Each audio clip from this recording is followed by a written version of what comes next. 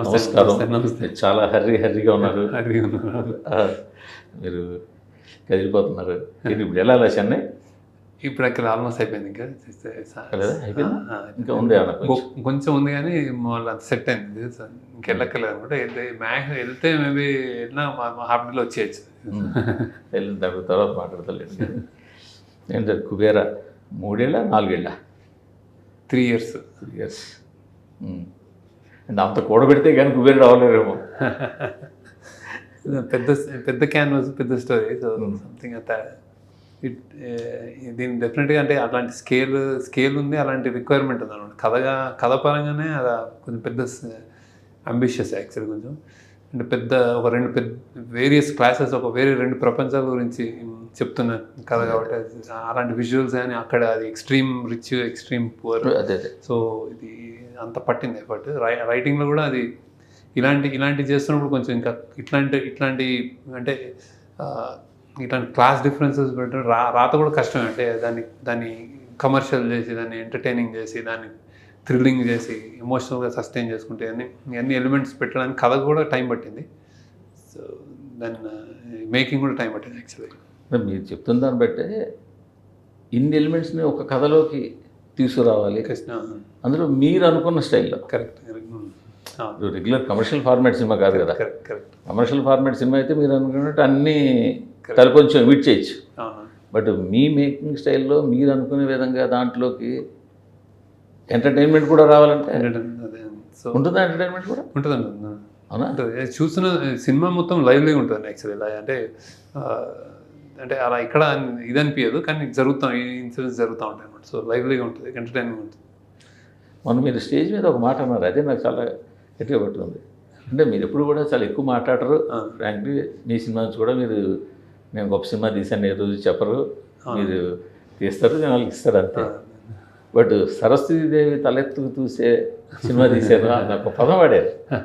ఏంటి అంత పెద్ద ఎందుకు వాడాలనిపించింది? అంటే ఇది ఒకటి బేసిక్గా నేను ముందు ఆనందం గుర్తొచ్చింది. నేను అట్లా కూర్చొని నేను ఆలోచిస్తూ ఉన్నాను ఏం చెప్పాలి అది ఆడియన్స్కి. అంటే ఏంటంటే నా సినిమా గురించి నేను చెప్పడానికి ఇష్టపడతాను బేసిక్గా. ఇది ఆ కష్టము, మేము పడిన కష్టము, జర్నీ, ఇవన్నీ చెప్పి ఇలా తీశాను అని ఆడియన్స్ ముందు నుంచి చెప్తా ఉంటాను. నేను ఆనందప్పుడు నేను మురిసిపోయే సరస్వతి మురిసిపోయి చేసే సినిమా చేయకపోయినా తల దించుకోదు, అలాంటి సినిమా చేశాను అన్నాను బేసిక్గా. సో ఆలోచిస్తున్నాను 25 years అప్పుడు చెప్పింది ఇది జనరల్గా ఇది ఏంటి అన్నప్పుడు, అంటే ఈ కథలు ఇది అందరూ అన్ని వేళ చెప్పలేరు, కుదరదు కూడా బేసిక్. అంటే సో ఇది కుదిరింది అని కొంచెం ఆనందంతో చెప్పిన మాట. అంటే కాన్ఫిడెంట్గా ఇది అసలు ఇరగొట్టేసి ఆ కంటెక్స్ట్ కాదు అది బేసిక్. అంటే మాట్లాడేవాడు కాదు కదా. సో ఇది ఎత్తుకుని అంటే ఈ కథని చెప్పాలని అనుకుని దాన్ని సెల్యులాయిడ్ మీద తేవడం అనేది నాకు ప్రౌడ్గా ఫీల్ అయిన విషయం. అందుకే అరే ఇన్ని రోజులు ఫిల్మ్ మేకర్గా నువ్వు ఏం చేస్తున్నావు అని అడిగితే ఇది చూపించుకోగలుగుతాను అనిపించింది నాకు. అందుకే ఆ కంటెక్స్తో చెప్పాను అనమాట బేసిక్గా. సో ఎందుకంటే ఇది చెప్పలేరు, ఎవరు అందరు చెప్పలేరు, కుదరదు కూడా. అంటే తక్కువ చేయడం కాదు, కుదరదు. అంటే ఏమైనా రాయొచ్చు, ఏమైనా చేయొచ్చు, కానీ ఇలాంటిది కొంచెం కష్టం. సో అందుకే ఇది చాలా డిఫరెంట్గా కూడా ఉంటుంది. అందుకే నేను అది కొంచెం నాకు యాక్చువల్లీ ఇప్పుడు లీడర్ లాంటిది అహెడ్ అంటే అప్పుడు లీడర్ ఇప్పుడున్నంత పేరు దానికి అప్పుడు రాలేదు. అది నాకు ఎప్పుడు అంటే అహెడ్ ఉంది అనుకుంటానండి. అదే నా సొంత ఒపీనియన్. అంటే సో అది లీడర్ ఇప్పుడు వచ్చి ఉంటే వేరేగా ఉండేది. ఎందుకంటే ప్రాబ్లీ అప్పుడు పొలిటిక్స్ అనగానే ఇంటర్వెల్ నుంచి వాళ్ళు సొంత కథలు రాసుకుని బేసిక్గా వీడు వచ్చి వాడిని కొట్టేస్తాడు, వాడిని టిట్ ఫర్ టాట్ అవుద్ది అని ఒక హీరో చీఫ్ మినిస్టర్ అయ్యి కూడా వాడు సిస్టమ్కి వీడు కూడా సకం అవుతాడు అనేది అంటే ఇలాంటి సినిమాలు తీయచ్చు అని అర్థం కాయ ఉండదు. సంథింగ్ ఏదో దట్ లీడర్లో జరిగింది. ఇది కూడా అంటే మీరు చూసుంటారు ఎవరు అంటే బేసిక్గా అంటే ఇది అంటే నేను గర్వంగా కూడా కాదు, అదే జస్ట్ నేను సినిమా చూసుకుని రోజు సినిమాలు వెళ్తుంటాయి చూస్తుంటాం, వందల సినిమా చూస్తుంటే ఇది ఇలాంటి సినిమా చూసుంటారు మీరు. చూసుంటున్నప్పుడు 2 విధాలు ఉంటాయి. అదే అది అతి గొప్ప సినిమా అని ఉంటుంది, ఎప్పుడు చూడలేదు అరే వా అని ఉంటుంది, లేకపోతే అది చెత్త సినిమా అని ఉండొచ్చు, ఎక్స్ట్రీమ్ ఉంటుంది basic. So that kind of ఇది వస్తుంది, ఇది ఇస్తుంది అనమాట బేసిక్. అంటే ఇది ఆ కొత్త ఎక్స్పీరియన్స్ ఇస్తుంది. సో ఆడియన్స్ ప్రిపేర్ చేయడం కూడా అవసరమేమో అనిపిస్తుంది. అంటే బేసిక్గా అరే ఇది కొత్త సినిమా చూస్తున్నారు సంథింగ్. లేదు అంటే మీరు ఎంత కాదన్నా కూడా మీ సినిమాలని దేనికవే. ప్రతి వాళ్ళకి కూడా ఇప్పుడు సాధారణంగా ఇప్పుడు మీ సినిమాలో 10 సినిమా అంటే మీ సినిమాలో ఒక సినిమా నాకు అద్భుతం అనిపించవచ్చు. అది మీరు ఏ డైరెక్టర్ అన్నా కూడా ఆయన తీసిన సినిమా అది బాగా జరిపోద్ది కదా. బట్ మీ దగ్గరికి వచ్చేసరికి అలా ఉండదు. ఆనంద్ దానికి అదే, గోదావరి దానికి అదే, లవ్ స్టోరీ, ఫిదా దేనికి అదే. మీరు దీన్ని మీరు ఎక్కువ ప్రేమించి ఉండొచ్చు. బట్ మీ సినిమాలన్నింటినీ కూడా జనం ప్రేమించారు ఖచ్చితంగా. మీరు ఇంతలాగా కదిలిపోవడానికి ఏంటి దీంట్లో ఏదైనా ఈ సినిమాకి మాత్రం? అంటే ఇందులో పెయిన్ ఉందండి. అంటే బేసిక్గా ఇప్పుడు ఒక డిఫరెంట్ నాకు తెలియని వర్డ్. ఇప్పుడు బిచ్చగాడు ఇప్పుడు అతి గొప్ప ప్రపంచం నాకు తెలియదు యాక్చువల్లీ. ఇప్పుడు బిచ్చగాడ ప్రపంచం నాకు తెలియదు. సో అందులో తెలుసుకోవడం, దానికి కొంచెం ఇలాంటి సినిమా చెప్పడం అనేది జాగ్రత్తగా కేర్ఫుల్గా ఎక్కడ తప్పు చేయకుండా చెప్పాలి, కరెక్ట్గా చెప్పాలి, న్యాయంగా చెప్పాలి. అంటే ఇలాంటి ఏదో క్యారికేచర్ చేయకూడదు. జెన్యున్ స్టోరీ టెల్లింగ్ చెప్పేటప్పుడు ఇలాంటిది ఎత్తుకోగానే మనం ఇన్స్పైర్ అవుతాం కొంచెం. అంటే మనం కదులుతాం, మనలో ఏదో మార్పు వస్తుంది, చెప్పాలనిపిస్తుంది. అదంతా అట్లాంటి ఈ సినిమాలో చాలా జరిగింది. నాకు తెలియని తెలుసుకుంటూ రాయడం, దాన్ని చేయడం అది. సో అందుకే ఐ థాట్ ఇది స్పెషల్ అనుకుంటున్నాను. యాక్చువల్గా మీరు ఎక్కువ ట్రైలర్లో ఎక్కువ చెప్పలేదు, బట్ సీరియల్ గురించి కూడా ఎక్కువ మంది బయటికి రాలేదు యూజువల్గా. బట్ తెలిసినంత మేరకు ఇది ఒక థ్రిల్లర్గా తీసే లైన్ కరెక్ట్. బట్ దాన్ని మీరు ఒక ఎమోషనల్ 2 ప్యారలల్ వరల్డ్స్ చెప్తాను. మీరు ఎక్స్ట్రీమ్ రిచ్, ఎక్స్ట్రీమ్ పూరు, ఈ మధ్యలో ఒక క్యారెక్టర్, వాటి తల హ్యూమన్ ఎమోషన్స్ ఇవన్నీ కలిపి ప్యాక్ చేసింది. అసలు ఇలా చేయాలని ఎలా వచ్చింది మీకు ఐడియా? అదే బేసిక్ ఇప్పుడు థ్రిల్లర్ అంటే ఇప్పుడు ఈ ఎరా చేసి దీన్ని బయటికి సినిమా వచ్చిన తర్వాత టోటల్ మిగతావన్నీ లేయర్స్ పక్కన పెడితే బేసిక్ లేయర్ చూస్తే ఒక థ్రిల్లర్ అనిపిస్తుంది.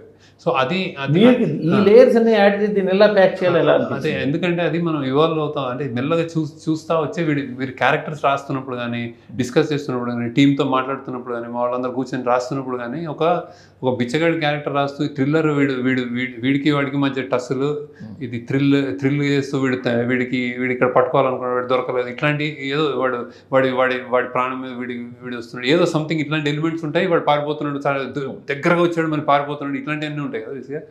ఇవన్నీ కాకుండా వీడి జీవితం ఏంటి అని తెలుసుకోవాలన్నప్పుడే ఎమోషన్ వస్తుంది. అంటే ఏంటి వీళ్ళ బతుకు కోసం ఆ పాటలో అదే చెప్పాను. బతుకు అంటే ఏంటి, రోడ్డు పక్క జీవితం నాది, బతుకు కోసం బతుకు నాది, గాలి నాది, మాట్లాడితే చందమాతో మాట్లాడు, వెన్నెల నాది. అంటే వాడు కప్పుకోవడానికి కూడా ఏముండదు. సో అది వీడి ప్రపంచం. వాడేమో నాది అంతా కావాలి, మెటీరియల్ అంతా కావాలి, భూగర్భం ఎన్ని కావాలి, ఇల్లు నాది, కోట నాది, కొలువులు నాయి, అన్ని నాయి అని వాడు చెప్పుకోవడం. సో ఈ ఎలిమెంట్, థ్రిల్లర్ ఎలిమెంట్లో ఇది అండర్ కరెంట్. ఇప్పుడు నా పర్సనాలిటీ వైజ్ ఇప్పుడు మేము స్టోరీ రైటర్ కూర్చున్నా, టీమ్ కానీ నేను కానీ కూర్చున్నప్పుడు కానీ ఈ ఎలిమెంట్స్ ఎక్కువగా కొడతా ఉంటాయి అన్నమాట. అంటే వీడేంటి అన్నప్పుడు ఆ ఎమోషన్ ఆస్పెక్ట్ యాడ్ అవుతుంది, లేయర్ యాడ్ అవుతుంది. అది గొప్పగా మెల్లగా వచ్చేటప్పటికి చాలా గొప్పగా వచ్చింది అనుకుంటున్నాం. అంటే రైటింగ్ పరంగా సాటిస్ఫై అయితే తీస్తాం కదా. సో ఇలాంటి ఎలిమెంట్స్ కుదిరినాయి. సో మల్టీ లేయర్డ్ సినిమాలా. అందుకే సినిమా అరే ఇది ఓన్లీ థ్రిల్లర్ కాదు, ఓన్లీ ఇది కాదు, మ్యూజికల్ అయింది మళ్ళీ సడన్గా. సో అట్లా అనమాట. థ్రిల్లర్ సినిమాలో మ్యూజిక్ ఉండి అడ్డుపడుతుంది. సో అది కాదు, మళ్ళీ మ్యూజిక్ కుదిరింది, అట్లాంటివన్నీ కుదిరినాయి అనమాట. సో అంటే మీరు ఈ కంప్లీట్ ప్యాక్ చేసిన తర్వాత మీకు నాగార్జున గారు స్ట్రైక్ అయ్యారా, లేకపోతే ముందు నుంచి అనుకున్నారు? కొంచెం ముందు నుంచి, కొంచెం మధ్య నుంచి, మిడ్వే నుంచి దీన్ని పుల్ ఆఫ్ చేయాలంటే నాగార్జున గారు బాగుంటుందని చాలా ఎక్సైటెడ్గా చెప్పాము అనమాట. సో ధనుష్ అయితే ముందు నుంచి, అంటే ఇంకా ముందు అనుకున్నది ఇది అంటే ఈ పాత్ర అంటే ఇంకా తనను మించి ఇంకెవరు చేశారని కనిపించారు కూడా మనకి యాక్చువల్గా. సో అలా చేశాడు, అలా ఉంటాడు. మీరు కూడా ట్రైలర్ కట్ చేయడం కూడా ఆల్మోస్ట్ నాగార్జున గారి పర్స్పెక్టివ్లో ఆయన మీద కట్ చేశారు కదా. అంటే ఇది మోర్, అంటే నాగార్జున గారిది మోర్ డైమెన్షన్ ఉన్న క్యారెక్టర్. సో అది ఆయన చేస్తే బాగుంటుందని ఆయన పిక్ చేసుకుని కొంచెం వెంటపడి ఒప్పించింది. అదే కానీ అది కూడా కాస్త సర్ప్రైజే, ట్రైలర్ అలా కట్ చేయడం అన్నది. కరెక్ట్. అండ్ రష్మిక కూడా తన సడన్గా జాయిన్ అయింది. చాలా గొప్పగా, అంటే ఏదో అంటే చాలా స్పెషల్గా ఉంటుంది. అంటే నేను చెప్పలేను కానీ అది సినిమాలో. బట్ కానీ మీ సినిమాని ఎప్పుడు ఎక్స్పెక్ట్ చేసే విధంగా మీ సినిమాలో ఒక డ్యాన్స్ నెంబర్ మస్ట్గా ఉండాలి, ఒక మంచి క్యాచీ సాంగ్ ఒకటి ఉండాలి, ఎమోషనల్ సాంగ్, మెలడీ. అది దీనికి అది కొంచెం సెట్ అవ్వలేదా? ఈ కథకి సెట్ అంటే బేసిక్గా నాకు ఇప్పుడు అంటే నేను ఎగ్జాంపుల్ పదే లీడర్ లాంటి చెప్తాను అంటే ఆ కథ పొలిటికల్ సినిమా చేసినప్పుడు ఇంకా అదే ఉంటుంది కదా. ఇది కూడా అంతే. దీనికి కావాల్సిన మ్యూజిక్, దీనికి కావాల్సిన కథాపరంగా దీనికి కావాల్సిన హంగులు వాటెవర్ ఏదైనా టెక్నికల్ టీమ్ అని, కెమెరా వర్క్ కానీ, మ్యూజిక్ కానీ, ఆర్ట్ కానీ అంతా దీనికి స్పెషల్. ఇంకా వేరే ఇది శేఖర్ మార్క్ అనే దానికి బియాండ్. అంటే కథకి నేను సగమైన సినిమా ఇది యాక్చువల్లీ. సో బట్ అదే ప్లస్ అదే మైనస్ అవుతామో ఈ సినిమా. అంటే ఇంకా అంటే ఇప్పుడు చూసే వాళ్ళకి ఒక 2 ఫ్రేములు చూసిన తర్వాత నుంచి ఇంకా మీరు శేఖర్ గుర్తుండడం, మీకు ఇంకేం గుర్తుండడం సినిమాకి వెళ్ళిపోతారు. అంటే అది అంతవరకు ఉంటుంది.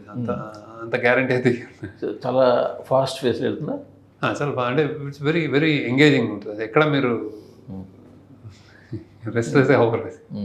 ఫాస్ట్ ఫేస్ అంటే 3 hours సినిమా అంటే చెప్పాల్సి వచ్చింది ఏది అంటే ఇంకా అసలు ఇట్ రిక్వైర్డ్ దట్ యాక్చువల్లీ. అంటే కావాలనిపించింది. బట్ మీకు ఇంతవరకు మీరు టచ్ చేయని చేజింగ్లు, యాక్షన్ సీన్లు ఉన్నాయి, ఇవన్నీ చేస్తుంటారు. ఇంట్రెస్టింగ్గా ఉన్నాయి. నా అంటే నేను టచ్ చేయలే కానీ కొత్తగా ఉంటాయి. అంటే అది ఇట్స్ నాట్ లైక్ ఇప్పుడు మీరు చూసినట్టు అనిపించదు. అలా కదా, అదే కొత్త మీరు తీసారంటే మీ మార్కుండిలో చూసుకుంటారు కదా, కొంచెం కొత్తగా ఎలాగ ఉంటుంది అది. సో కొత్తగా అది అవన్నీ కొంచెం కొత్త ఎక్స్పీరియన్స్. సెట్స్ కూడా బాగా ఇప్పుడు తోటతరణి గారు సెట్ చేశారు. సో బేసిక్గా ఆ ప్రపంచాన్ని దించారు. నేను అది కూడా అనుకున్నాను, అసలు తోటతరణి గారు ఎలా వచ్చారు మీ దీంట్లోకి, ప్రాజెక్ట్లోకి? అంటే నేను కొంచెం ఎందుకంటే ఆయన తీసుకోవాలంటే ఆయన వాల్యూ తెలిసిన వాళ్ళు, ఆ సినిమాకి అంత ఆయన అవసరం ఉందని లీడర్ చేశారు కదా. లీడర్ చేసిన తర్వాత నాకు ఇంకా అంటే నాకు ఆయన ఏజ్ ఏమనంటే ఆయన అంటే ఇప్పుడు రోడ్ల మీద తీస్తున్నాం, ఇట్లా బాంబే రోడ్ల మీద ఈ కష్టం ఇది అంటే మేము గొరిల్లా షూటింగ్లు కానీ ఇట్లా వెళ్తున్నాం, ఈ కష్టం ఆయన తీసుకోగలరా అన్న ఒక అనుమానం తప్ప ఆయన ఈ సినిమా ఆయన నిలబెట్టేస్తాడు, ఆయనకి అర్థమైపోద్దని నాకైతే కాన్ఫిడెన్స్ ఉంది. సో ఆయన దిగగానే కొంచెం దీనికి వేరే లుక్, ఆయన ఒక విజన్ వచ్చేస్తుంది. అది వచ్చింది. అది కూడా కొత్తగా ఉంది యాక్చువల్గా. చాలా చోట్ల మీకు సెట్ కూడా అనిపించదు అది యాక్చువల్లీ. అండ్ సీజీ వర్క్ కూడా చాలా సీజీ వర్క్ ఉంటుంది కానీ సీజీ అనిపించదు మీకు. కానీ మీ సినిమా మీద కంప్లైంట్ లేదు, మీ వర్క్ మీద కంప్లైంట్ లేదు, మీరు తీసుకునే సబ్జెక్ట్స్ మీద కంప్లైంట్ లేదు. ఎందుకంటే ప్రతి సినిమా ఎక్సెప్ట్ ఒక రీమేక్ తప్పిస్తే మీ సినిమాలు ఏవి డిసప్పాయింట్ చేయలేదు. సో యాక్చువల్ లీడర్ సినిమా కూడా అప్పుడు ఆ పీరియడ్ ఆయన రాజశేఖర గారు ఇది అవ్వడము, ఆ టైము అది కొంచెం దీనివల్ల అయింది తప్పించే, లేకపోతే అది కూడా మంచి సినిమా. సో అందులో మంచి పాటలు అందులో కూడా. బట్ మీ దగ్గర వచ్చిన ఎందుకు బాగా డిలే, ఎందువల్ల? అది అంటే మాస్టర్ క్రాఫ్ట్ అనాలా ఏంటి? అంటే 2000లో స్టార్ట్ చేశారు మీరు, 25 almost 9 to 10 movies. 10th movie అంటే ఎవ్రీ 2.5 years ఒక మూవీ. అంటే నేను మాస్టర్ క్రాఫ్ట్ అని కథ పరంగానే అంటే ఏది తీయాలి, ఫస్ట్ ఏది తీయాలనే దగ్గర నాకు 1 year అవుతుంది. అంటే ఇది అవసరమా, ఇది డబ్బు ఇంత టైము, మన మెంటల్ ప్రెషర్, ఇదంతా అవసరమా, ఇది సమాజానికి ఇది అవసరమా, ఏదో అంటే ఇది ఈ టైంలో ఇది కావాల్సిందా, ఇది కరెక్ట్ చేస్తున్నామా యంగ్స్టర్స్ కానీ ఎవరికైనా ఇట్లాంటి ఒక 6 నెలలు అది 1 year పోతుంది. 6 నెలల నుంచి 1 year పోతుంది డిసైడ్ చేసుకోవడానికి చేసి. అది మెల్లగా 6 నెలల టైంలో రాయడం స్టార్ట్ చేస్తావు ఇది ఓకే అని. ఆ తర్వాత దాన్ని తీయడం అనేది ఇంకోటి. దాన్ని తీయడం ఎలా తీయాలంటే రియల్ ఇది ఈ సినిమాకి ఈ కళ నాది. జనరల్గా ఈ కళ ఏది అరువు తెచ్చుకోను అనిపిస్తుంది. అంటే ఇది మీరు చూసి ఉండరు, నేను చూసి ఉండను, ఏ సినిమాకి పోలికగా ఉండదు. సో అది కొత్తగా నేను కళని పేపర్ మీద పెట్టి ఆ పేపర్ని రియాలిటీ అంటే ఒక ఇల్లు, ఒక రోడ్డు, ఒక చెరువు, ఏదో ఒక చెట్టు, ఏదో సంథింగ్, ఇవన్నీ అది దగ్గర ఉండాలని చూస్తాను. అలానే పాత్రలు, వీడి పాత్ర, ఆడి పాత్ర. ఇప్పుడు టైసన్ హ్యాపీ డేస్ తీసుకుంటే కాలేజ్ ఓకే కానీ వీడు ఇలా ఉండాలని ఒక 100 మందిని తీసుకుంటే ఒకడిని ఆ ప్రాసెస్ ఉంటుంది కదా, వీడిని సెలెక్ట్ చేసి. అంటే నేను రాసిన దానికి దగ్గరగా తీసుకుంటాను, వాడి టాలెంట్ ఏమున్నా తర్వాత. కానీ అందుకే నేను నా ప్రివిలేజ్ అంటాను. వాళ్ళు రావడం నేను వాళ్ళని ఉద్ధరించడం కాదు, వాళ్ళు నన్ను ఉద్ధరిస్తున్నాను అనుకుంటాను. వాడు ఎక్కడో కనిపిస్తాడు అలాంటి వాడు, నాకు అని తెస్తాను. ఇది ఫిదా అయినా ఇప్పుడు వదిన పాత్ర ఇవన్నీ కొత్తగా ఉంటాయి. ఇప్పుడు మన తండ్రి సాయి చంద్ర ఎక్కడో ఉంటే సడన్ గా అవును కదా ఈయన తండ్రి ఎక్కడ ఉన్నాడని నేను పట్టుకున్నాను. అది ఆ పట్టుకోవడానికి నాకు 3 నెలలు పట్టి ఉంటుంది. అంటే ఎంతమంది తండ్రిని చూసుంటాము సార్. సో ఇవన్నీ ఒక డ్రీమ్, కళ కనడము, ఆ కళని రియాలిటీ చేయడము. తర్వాత అదంతా 100% ఓకే. మీ సైడ్ నుంచి దాన్ని నాట్ 1% తప్పడానికి లేదు. ఎందుకంటే క్రియేటివ్ వర్క్ క్రియేటివ్. బట్ ఇవాళ కాలమాన పరిస్థితులు మారిపోతున్నాయి. డేట్ని ఓటీటీ డిసైడ్ చేస్తారండి. ఆ డేట్ని మ్యాచ్ అవ్వకపోతే ప్రొడ్యూసర్ చాలా దారుణంగా నష్టపోయే పరిస్థితి ఉంది. అది సినిమాని ప్రాపర్గా లాంచ్ చేయాల్సిన పరిస్థితి ఉంది. ఇప్పుడు ఈ సినిమా వరకు వస్తే తమిళ వర్షన్ ఇంకా పూర్తిగా వెళ్ళినట్లేదు ఓవర్సీస్కి. అదే కొన్ని సెంటర్లకు వెళ్ళట్లేదు, ప్రాపర్గా పబ్లిసిటీ కూడా జరగలేదు. ఎందుకంటే ఇంకా ఆ డేట్ పెట్టుకున్నారు, ఇంకా ఆ డేట్కి రాక తప్పదు. సో మీదేమో మీ క్రియేటివ్ వర్క్తో బిజీ. ఇదంతా కొంచెం అంటే ఇప్పుడు ఈ కాలమాన పరిస్థితి మీరు అడాప్ట్ చేసుకోవాల్సి ఉంటుందేమో కదా. చేయాలంటే బేసిక్గా నెక్స్ట్ మనకు లెర్నింగ్ ఉంటుంది. అంటే ఈ డిక్టేటింగ్ ఇప్పుడు మనం నేను ఇప్పటిదాకా డేట్ అనుకుని సినిమా చేయలేదు. నేను సినిమా కంప్లీట్ చేసిన తర్వాత ఇప్పుడు ఆ పరిస్థితి వచ్చింది. అండ్ స్టార్స్ ఫస్ట్ టైం స్టార్స్తో చేస్తున్నాను. సో అంటే వాళ్ళని ఒక కాల్ షీట్ నేను మళ్ళీ ఇంకేం కావాలనుకుంటే ఇంతకుముందు నా చైతన్య సాయి కానీ వాళ్ళందరూ నాకు ఇప్పుడు నా చైతన్య నాకు మొత్తం సినిమా చేసేస్తే నా సినిమా తప్ప ఇంకేం లేదనమాట అలా. సో అలాంటి వర్క్ ఎన్వైరన్మెంట్లో చేసినాడు నేను బేసిక్గా. ఇది కొంచెం ఈ స్టార్స్ తోటి వాళ్ళు నెక్స్ట్ సినిమాకి వెళ్ళిపోతారు, ఇదంటే మళ్ళీ రావడానికి వెయిట్ చేయాల్సి వస్తుంది. ఇట్లాంటివన్నీ ఇవన్నీ కొన్ని ధనుష్ 2-3 సినిమాలు చేశాడు, 2 సినిమాలు చేశాడు. సో ఇట్స్ లైక్ వీటికి నేను అడాప్ట్ అవ్వాలి. నాకు ప్రాబ్లం తెలుసు, కానీ ఈ సినిమా కొంచెం అది కొన్ని మల్టిప్లై అనే విషయాలు. కానీ చేంజ్ అవ్వాల్సిన పరిస్థితి నాకుంది, అందరికీ ఉందంటే బేసిక్గా ఓటీటీ అనేది డిక్టేట్ చేస్తున్నప్పుడు వీ హ్యావ్ టు. లేకపోతే మీరు రాలేదు. ఇప్పుడు ఇది అనుకోండి, ఇంకో 10 రోజుల తర్వాత తీసుకోవచ్చు, కరెక్ట్, ప్రాబ్లం కాదు. బట్ ఓటీటీ టర్న్ చేస్తున్నప్పుడు ఇంకా మీరు దాన్ని చేయాల్సి వస్తుంది. అలానే చేసాము బేసిక్గా. అంటే ఇంకా కానీ ఇంకా బెటర్గా నెక్స్ట్ సినిమా ఇంకో బెటర్ అవగాహన వస్తుంది. అంటే శేఖర్ కమ్ముల అసలు ఎవరి మాట వినరు, ఆయన అనుకున్నదే తీస్తారు, ఆయన అనుకున్నదే చేస్తారు. అది ఎంతో కరెక్ట్, నిజమేనా? అంటే నేను సినిమా ముందు నాకేం పెద్ద ఇవి కావాలి అవి కావాలని మీ డిమాండ్స్ సో సినిమా తెలుసు. మీరు హ్యాపీగా కింద కూర్చొని పని చేసుకుంటారు, సినిమా పెరుగు అన్నమే తింటారు. కరెక్ట్. సో సినిమా దగ్గర నేను మొండోండి. అంటే మొన్న రాజమౌళి గారు చెప్పగానే ఏదో చెప్పారు మొండోడు అంటే బేసిక్గా ఆ సినిమా కావాలని తీస్తున్నాం కదా, అది ఇప్పుడు నేను దాన్ని తక్కువ చేసుకుని వేరే చేయడం వల్ల అంటే ఎవరికి మంచిది కాదు, నాకు మంచిది కాదు, చూసేవాళ్ళు నన్ను తిడతారు మళ్ళీ. అంటే నువ్వు ఈ సినిమా బాధలు, లోపల కష్టాలు, ఇంత కష్టపడి ఎంత మొండిగా బిహేవ్ చేసి ఇది కావాలని కూర్చున్నావు, ఇవన్నీ ఏంటంటే ఇవన్నీ సినిమా సినిమా చూస్తున్నోడికి ఏం తెలియదు. సో వాడు చూసాడా లేదని అది నాకు అర్థమైపోతే నేను దాన్ని ఇన్సిస్ట్ చేస్తాను, ఇది కావాలి అని. సో అలాంటి ఫిదా టైంలో కూడా మీకు దిల్రాజు గారికి కొంచెం ఆ టైం విషయంలోనూ లెంగ్త్ విషయంలో డిస్టర్బెన్స్ వచ్చాను. సో ఇక్కడ డిస్టర్బెన్స్ రాలేదనుకోండి, ఇక్కడ ఏమీ లేదు. నేను ఏదో సునీల్ గారితో మనం మాట్లాడుతూ ఇక్కడ ఎందుకు వెళ్ళి చెన్నైలో కూర్చోవచ్చు కదా, వర్క్ ఫాస్ట్గా ఉంది ఇవి కూడా అంటే, నా డైరెక్టర్ గేట్ దగ్గర కూడా రానిస్తారా అడిగాడు. డైరెక్టర్ గేట్ దగ్గర కూడా రానివాడు అసలు అంటే నేను అంటే ఆయన అంటే నేను రానిపోవడం అనేది అంటే స్ట్రిక్ట్గా ఉంటారు.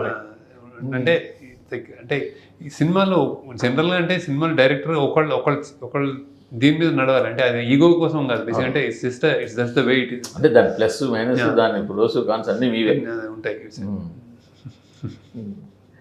ఇప్పుడు ఈ సినిమా సబ్జెక్టుకు వస్తే కనుక ఇప్పుడు పాయింట్లు కొంచెం తెలుస్తుంది. మీరే చెప్పారు ఊరు వాళ్ళ మధ్యలో ఏదో ఒక రేసి చేజింగ్, అది దీనికి ఎమోషన్ ఎలా తీసుకొచ్చేది?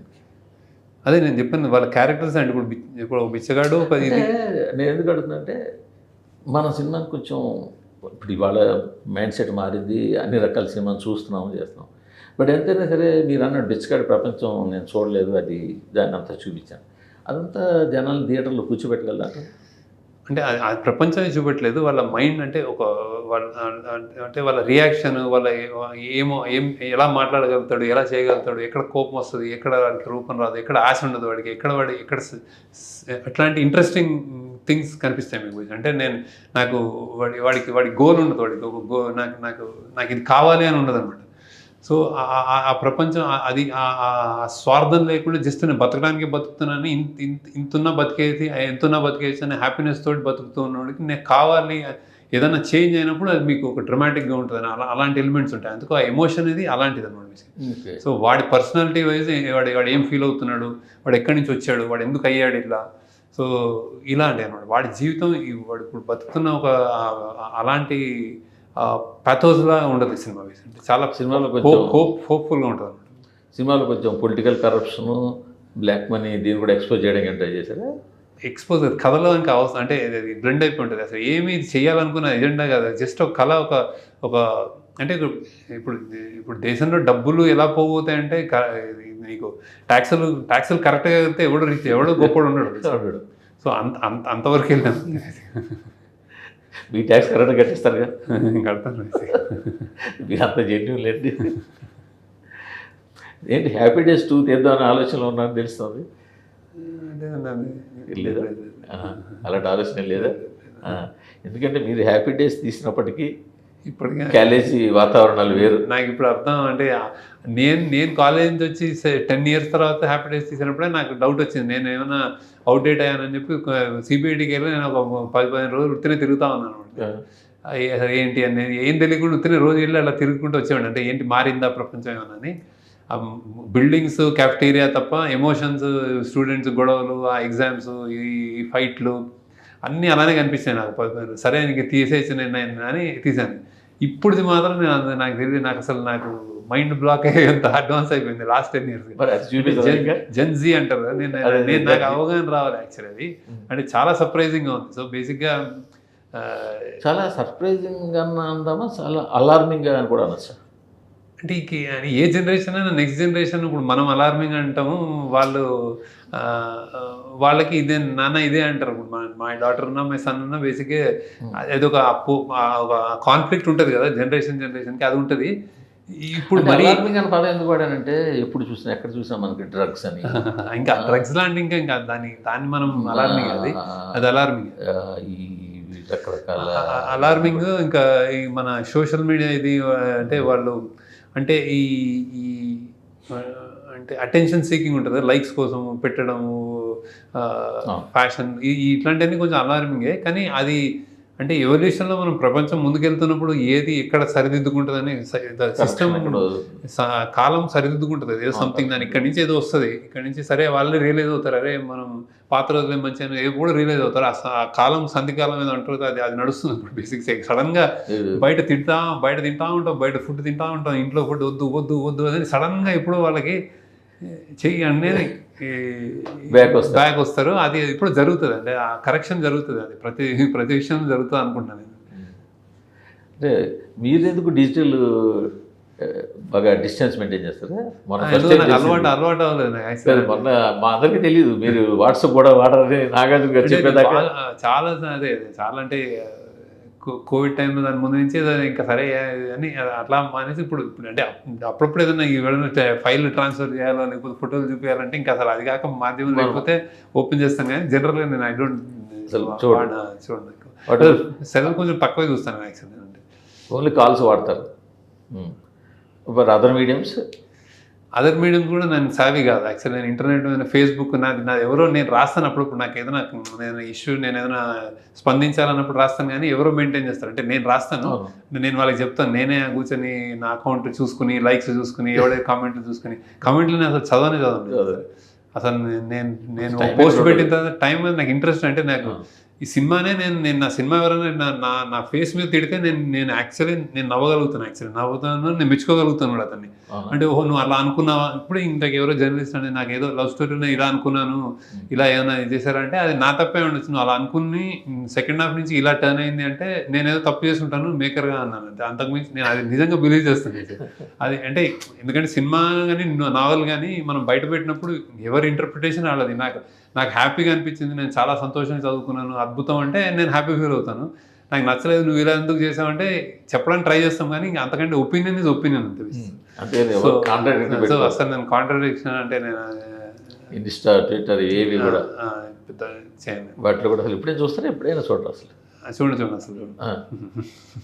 ఇప్పుడు మరి సినిమా అయిపోగానే ఇమీడియట్గా ఏం చేస్తారు? మరి సినిమా అయిపోయిన తర్వాత ఇంకా కొంచెం ఏం చేయాలి అంటే అదే కొంచెం ఇంట్లో ఉంటాను, కొంచెం రెస్ట్ తీసుకుంటాను. Something what do I do అంటే maybe reading, watch some TV, పిల్లలతో ఆడుకోవడం, ఇక్కడ తిరగడం, కొంచెం మోర్ టైం స్పెండ్ చేసిన వాళ్ళని కొంచెం అర్థం చేసుకోవడానికి ట్రై చేస్తాను. అసలు వాళ్ళు ఎక్కడ ఉన్నారు వీళ్ళేంటి. ఫామ్ హౌస్కి వెళ్ళరా? ఫామ్ హౌస్కి వెళ్ళరా? Okay okay. మరి ఒక కొత్త సబ్జెక్ట్ ఎక్కడ పుట్టుతుంది మళ్ళీ? ఏదో ఇలా తిరుగుతూనే ఏం చేయాలనుకున్నా చాలాసార్లు ఒక 6 నెలల తర్వాత ఏదైనా రాయాలి, ఏదైనా తీయాలి అన్నప్పుడు ఏదో అది ఏం తీయాలంటే అప్పుడు ఆలోచిస్తాను. ప్రిపేర్డ్గా ఏమి ఉండదు, ప్రిపేర్డ్ ఉండదు. అందుకే నేను నెక్స్ట్ సినిమా ఏంటి ఎవరితోటి అంటే నాకు యాక్చువల్ జెన్యున్గానే నాకు తెలియదు, ఆన్సర్ ఉండదు. మీరు ఒక డిఫరెంట్ పర్సనాలిటీ. కానీ మీరు సరే మీరు ఎంత డిఫరెంట్ థింగ్ చేస్తారు ఏమని, కానీ మాకైతే మాత్రం అసలు Godavari cinema, Anand cinema, even leader cinema, దేనికి అదే ఇవన్నీ అంటే నేను వెనక్కి తిరిగి చూసుకున్నప్పుడు 25 years అవుతుంది. మీరు వెనక్కి చూస్తుంటే ఇదే సినిమా ఉంటుందని మీరు అంటున్నారు, కానీ ఇది కాదు, అన్ని సినిమాలు ఉంటాయి మీ వెనకాల. కరెక్ట్. అది నేను అంటే వెనక్కి తిరిగి చూసుకుని నేనేమనుకుంటానంటే ప్రాబ్లీ ఎక్కడో అమ్మాయిల గురించి నేను 3 సినిమాలు చేశాను. గోదావరి, ఆనంద్, సరే అమ్మాయిల గురించి అంటే ఒక అమ్మాయి ఇది వ్యక్తిత్వం ఏదైనా కానీ, ఫిదా, అలాగే పాలిటిక్స్లో అది గొప్ప నేను అది నిలబడే సినిమాలు బేసిక్గా. అలానే పాలిటిక్స్లో లీడర్ అది నిలబడుతుంది. అట్లా స్టూడెంట్ లైఫ్లో హ్యాపీ డేస్, అట్లా ఒక్కొక్క జానర్లో ఒక్కొక్కటి నేను చేశానేమో అనిపిస్తుంది. అంటే I feel very good that ఇది చేశాను. వాటితో పోల్చుకుంటే ఈ సినిమా ఎలా ఉంటుందో తెర మీదకి వచ్చింది కానీ మాకు తెలియదు. వాటికన్నా గొప్ప సినిమా అయ్యి ఉండొచ్చు, అవ్వచ్చు, కాదనట్లేదు. బట్ మీరు ఇప్పుడు ఇలా డీటెయిల్గా వివరదీసి కేటగరైజ్ చేసి చెప్తే ఇదైతే వాటితో చివరినే ఉంటుందేమో. ఎందుకంటే ఈ సబ్జెక్టులు ఇది అందుకే అంటున్నాను నేను. అంటే కొన్ని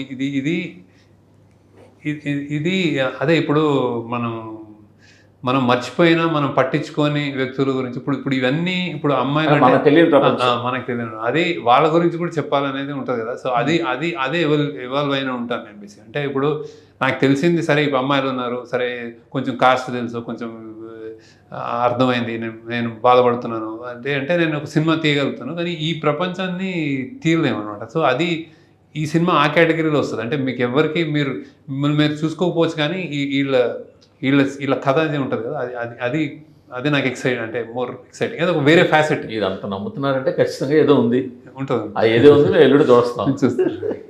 ఏదో తర్వాత ఖచ్చితంగా మీతో మాట్లాడాలి, తప్పకుండా. రష్మిక క్యారెక్టర్ ఎలా ఉండబోతుందంట? బాగుంటుంది, చాలా ఇది వరకు తీసిన హీరోయిన్ క్యారెక్టర్ లైవ్లీ ఉంటుంది. అలా అంటే లైవ్ మంచి, ఆమెకు మంచి సినిమా లెంత్లో ఈ మొత్తం ఈ కయోస్లో ఈ పొద్దు హడావిడిలో ఆమె చాలా బ్యూటిఫుల్గా ఇంటిగ్రేట్ అయిన పాత్ర చాలా బాగా చేసింది యాక్చువల్లీ. ఇప్పుడు స్క్రీన్ స్పేస్ చాలా టఫ్ టైం కదా ఇంతమంది క్యారెక్టర్ అంటే, కానీ మీకు చాలా అంటే అలా అనిపించదు మీకు యాక్చువల్లీ సినిమాలో అసలు ఎవరి స్క్రీన్ స్పేస్ గురించి మీరు తర్వాత మాట్లాడారు అనిపిస్తుంది సినిమా. నేను చూసుకున్నాం కాబట్టి చెప్తున్నాను. అంటే బేసిక్గా నాకు ఆ డౌట్స్ ఇప్పుడు ఒక జర్నలిస్ట్ కానీ ఎవరైనా అన్ని డౌట్స్ నేను మా వాళ్ళందరూ పదే నా టీం వాళ్ళు చెప్తా ఉంటారు. నేను సినిమా చూసిన తర్వాత ఇట్లా ఇది ఇలా తక్కువైంది ఎక్కువైంది అనేది అనిపించదు యాక్చువల్లీ సినిమా. మీరు అంత త్వరగా ఏది డిసైడ్ అవ్వలేరేమో కదా? డిసైడ్ అవ్వలేరు అంటే నేను అంటే టేకింగ్ ఎలా ఉంటుంది మీ సెట్లో? టేకింగ్ చాలా ఫాస్ట్గా ఉంటుంది. చాలా ఫాస్ట్ అంటే అక్కడ డిసైడ్ చాలా ఫాస్ట్గా డిసైడ్ అయిపోతుంది. చాలా ఫాస్ట్గా డిసైడ్ అవుతుంది. అదే కానీ ఒకసారి లెఫ్ట్ ఒకసారి రైట్ అదే ఉంటుందా? నేను చాలా తక్కువ తక్కువ టేక్లు అడుగుతాను, మరీ ఎక్కువ కూడా అడగను. నేను వాళ్ళ బాడీ లాంగ్వేజ్ బట్టి నేను ఫాస్ట్ తీస్తాను యాక్చువల్లీ. అంటే స్లో అంటే ఓవరాల్ ప్రాసెస్ ఇంత లెంత్ ఇది ఉంటుంది. నేను చెప్పాను కదా, నేను కథ కనటము, దాన్ని కథ రాయడము, దాన్ని మేకింగ్ చేయడానికి థింకింగ్ అదంతా ఎక్కువ టైం పడుతుంది, కానీ తీయడం నేను ఫాస్ట్గానే తీస్తాను యాక్చువల్లీ. బట్ మేకింగ్ ప్రాసెస్ టోటల్గా ఎక్కువ అవుతుంది. అందుకే మరీ నా ఈ పెద్ద ఇప్పుడు నేను ఫస్ట్ సినిమా కూడా మీరు యాక్చువల్ ఆనంద్కి డాలర్ డ్రీమ్స్కి మధ్యలోనే 4 years గ్యాప్. డాలర్ డ్రీమ్స్ తర్వాత ఆనంద్ చాలా గ్యాప్. అంటే నాకు అది అక్కడ చాయిస్ లేదు. నేను ఆనంద్తో స్క్రిప్ట్ రెడీగా ఉన్నా కానీ నాకు చాయిస్ లేదు అన్నమాట. ఎవరు నాకు ముందుకు రాలేదు. సో తిరుగుతా ఉన్నాను గడపడదు. అది ఆ కాఫీని ఆస్వాదించడానికి ఎవరు రాలేదు అసలు. అది ముందు రాలేదు, సినిమా తీసిన తర్వాత రాలేదు. నేనే డిస్ట్రిబ్యూటర్ కూడా అదే కదా. అంతే. హ్యాపీ డేస్ కూడా మీరు అప్పుడు రాజు గారు తీసుకుని అయింది కదా. హ్యాపీ డేస్ ఓకే అండి. హ్యాపీ డేస్ నాకు అంత అసలు మార్కెటింగ్ ఏమంత జస్ట్ హ్యాపీ నేను తీసుకున్నాను, కానీ ఇది అది ఇంత కష్టాలు కాదు. ఆనంద్ కష్టాలు, ఆనంద్ ఎక్కువ కష్టాలు.